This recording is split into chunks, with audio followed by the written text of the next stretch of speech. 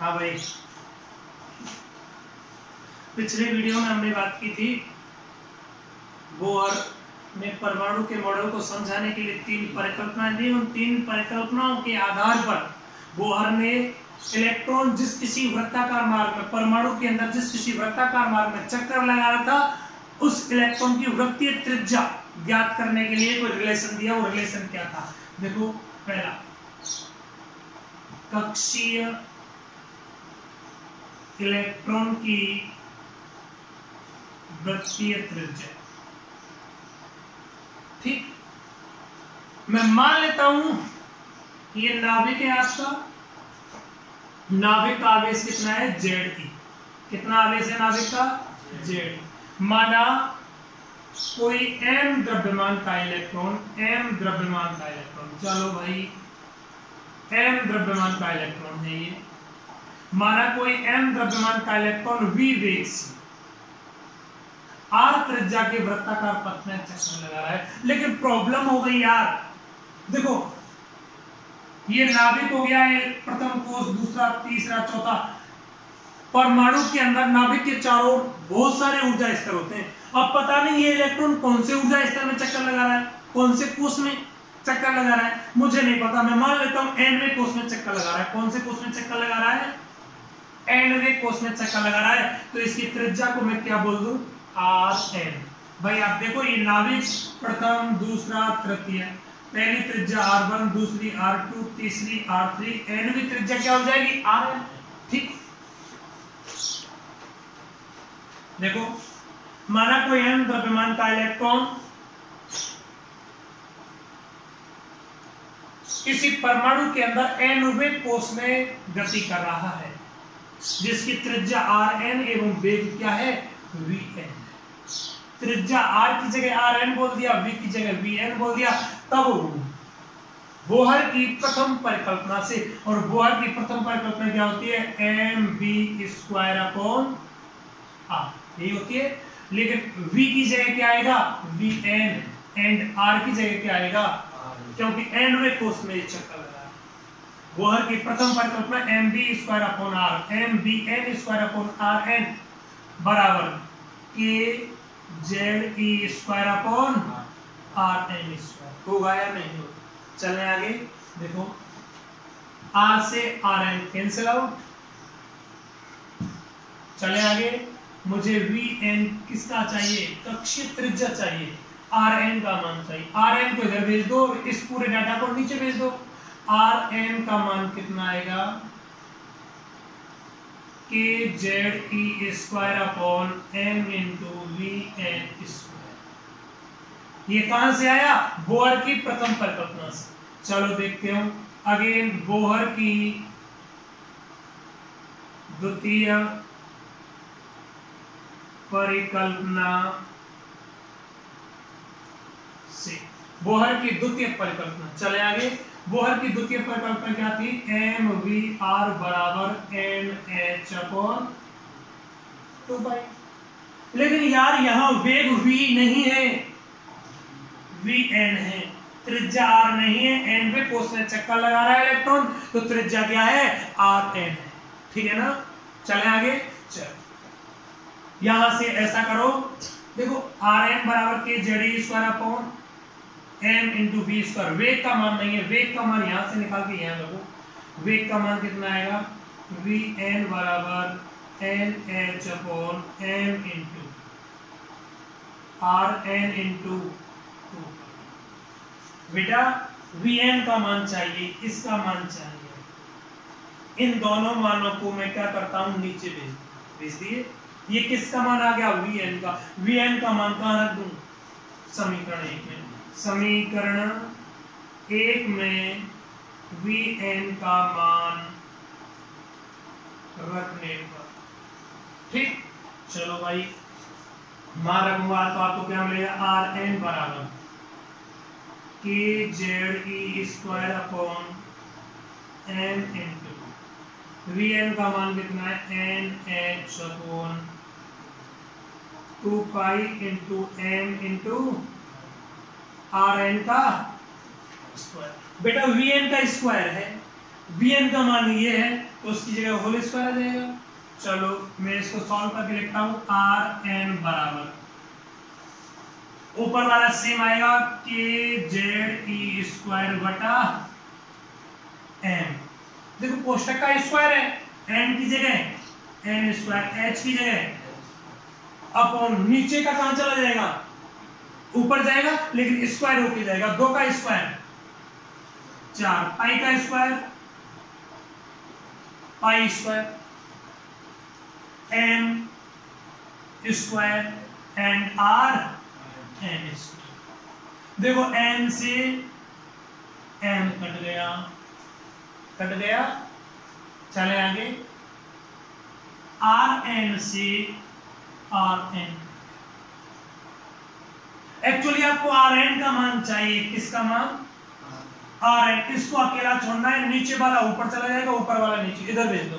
देखो Rn का मान निकालूंगा यहां से, तो ये क्या आएगा, n स्क्वायर h स्क्वायर बटा क्या आएगा, kze square into 4 pi square into, ठीक है बेटा।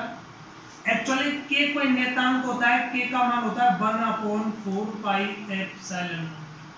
डायरेक्ट मान होता है 9 गुणा 10 की घात 9 newton metre square upon coulomb, जो प्रथम अध्याय में बात करेंगे इसके बारे में, है ना।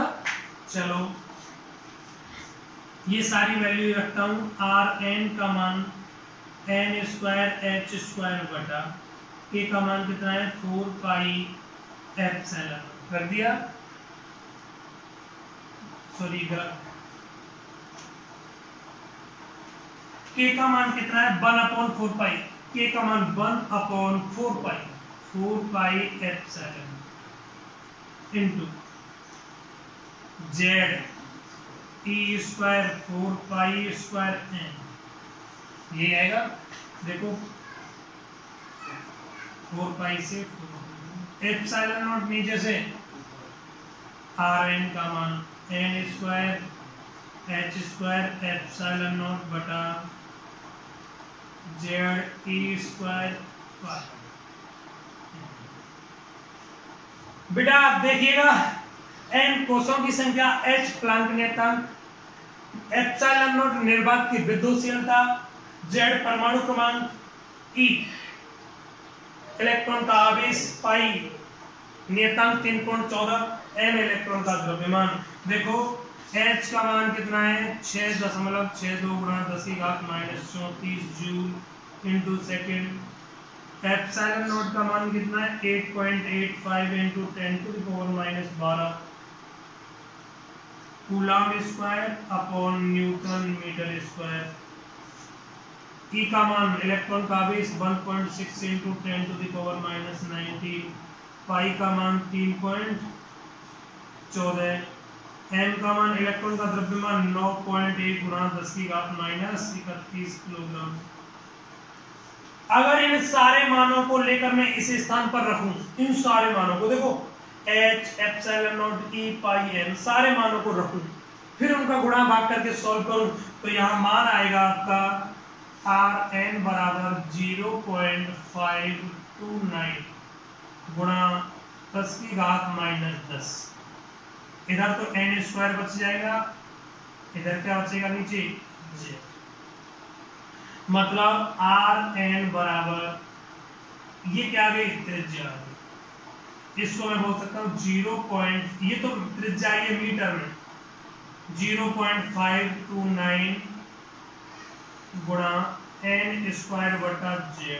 ये त्रिज्या किस में आ गई, एंगस्ट्रॉम में आ गई, क्योंकि आप जानते हैं एक एंगस्ट्रॉम बराबर कितना होता है 10 की घात -10 मीटर। एक एंगस्ट्रॉम बराबर 10⁻⁻10।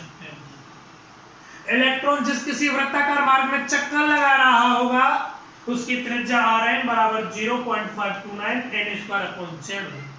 n क्या है, कोषों की संख्या, कौन से कोष में चक्कर लगा रहा है, z परमाणु क्रमांक, कौन सा परमाणु है, हाइड्रोजन है, हीलियम है, लिथियम। मान लो मैं बोल दूं हाइड्रोजन परमाणु के तीसरे कोष में इलेक्ट्रॉन चक्कर लगा रहा है, तो उसकी त्रिज्या क्या होगी? हाइड्रोजन परमाणु का कौन सा कोष है? तीसरा। तो हाइड्रोजन परमाणु, हाइड्रोजन के लिए परमाणु क्रमांक कितना हो गया? 1। Z का मान 1 हो गया। N का मान कितना हो जाएगा? 3 हो जाएगा तीसरे कोष में। अगर मैं बोलूं हीलियम परमाणु के चौथे कोष में चक्का लगा रहा है तो Z का मान कितना हो जाएगा? 2। हीलियम परमाणु के लिए Z परमाणु क्रमांक 2 हो जाएगा। चौथे कोष में N का मान कितना हो जाएगा? 4। कितना हो जाएगा? हो जाएगा। मैं यहां से और बोलना चाहूं, देखो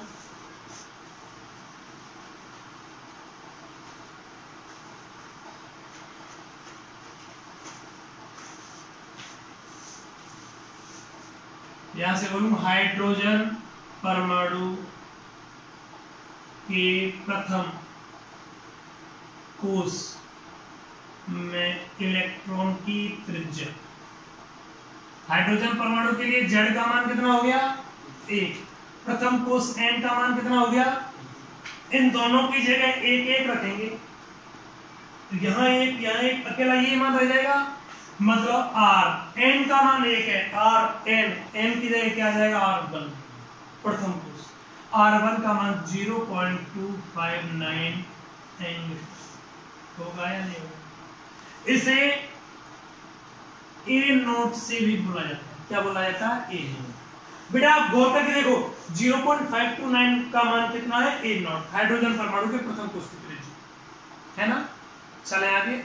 अगर मैं ऐसे बात करूं हाइड्रोजन परमाणु के चौथे कोष में इलेक्ट्रॉन की त्रिज्या कितनी होगी, तो देखो यहां Z का मान कितना आ जाएगा? 1, लेकिन N का मान कितना आएगा? 4 है ना। इसी प्रकार हाइड्रोजन परमाणु के लिए, हाइड्रोजन परमाणु के लिए आपको क्या मिलेगा? देखो Z का मान तो 1 हो गया, इसका मतलब क्या आ गया? Rn बराबर 0.529 इंटू n² बटा a। देखो आप इसका मान कितना? A नॉट का मान कितना है? 0.529। तो आप क्या लिख सकते हैं? Rn बराबर A नॉट इंटू n²। इसकी जगह क्या आ गया? A नॉट रख दिया यार, n तो आ गया ऐसे में, कुछ आएगा नहीं आएगा। मैं बोला प्रथम कोष में n की जगह 1 रख दो, मैं बोलूं दूसरे कोष में n की जगह 2 रख दो, मैं बोलूं चौथे कोष में n की जगह कितना रख दो? 4 रख दो। चौथे कोष में n की जगह 4 रख दो, आएगा या नहीं आएगा? इस प्रकार आप किसी भी परमाणु के, किसी भी एकल इलेक्ट्रॉन वाले परमाणु के किसी भी कोष में अगर कोई इलेक्ट्रॉन गति कर रहा है तो इस इलेक्ट्रॉन की त्रिज्या ज्ञात करने के लिए आप डेरिवेशन कर सकते हैं। कोई समस्या? शेष कल